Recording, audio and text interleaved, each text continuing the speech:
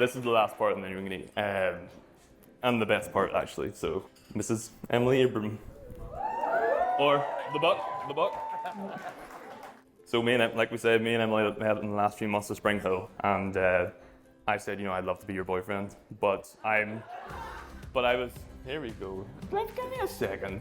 I asked her, because, I have to. And we only had 3 months left, but I was like, I'd love to be your boyfriend, but I don't think it's going to work out because, I'm leaving. I don't think we'll ever really see each other again. But Emily, like she is, how about we try? And, that was it. Like, I fell head over heels for you. That started the journey. Then we went to Florida.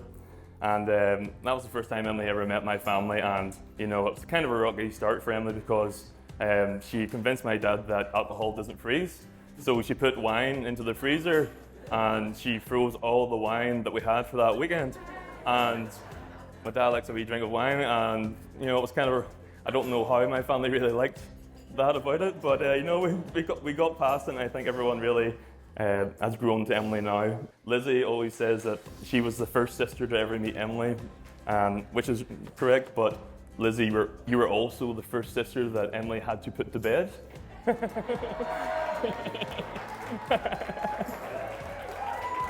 And Richard was also the first brother that they had to put to bed too. So, but that kind of started our long-term relationship, and then we, over the few years, just became best friends because we couldn't really see each other with a few trips in between. We were just kind of texting and being good friends, and I think that's kind of how our bond kind of just became incredible. And then from that, it kind of started. I remember a month into it, I asked Anna about, when can you ask somebody to marry them? And she brought up Joan and Michael, Colin's parents, who got married after six weeks.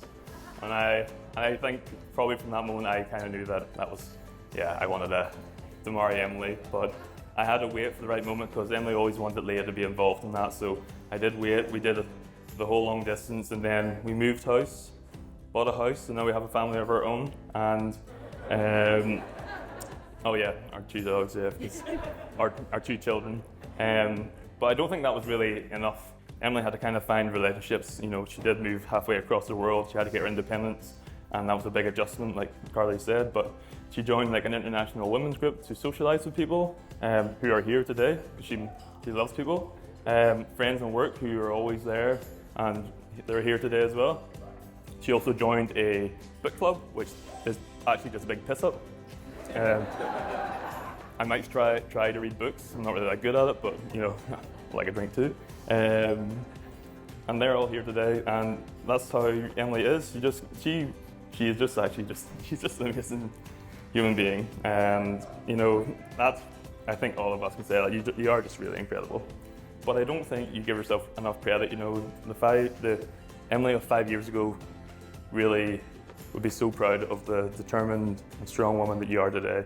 We've been through a lot, and I know you sitting here, you're just such an amazing person. Sorry.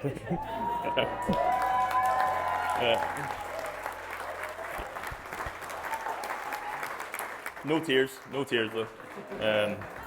Emily, you're my best friend. You're my #1 supporter. You're my travel companion. I can't wait to see your craziness at the next Harry Styles or Taylor Swift concert, or maybe a One Direction reunion tour. I love you, and I would like to raise a glass to my wife, to Emily.